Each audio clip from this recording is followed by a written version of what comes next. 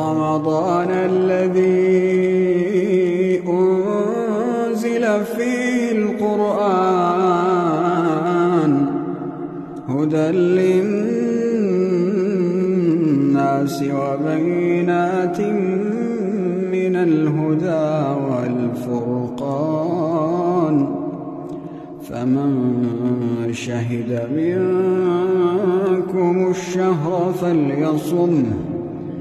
ومن كان مريضا أو على سفر فعدة من أيام أخر يريد الله بكم اليسر ولا يريد بكم العسر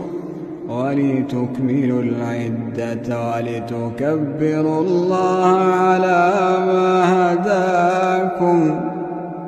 ولعلكم تشكرون.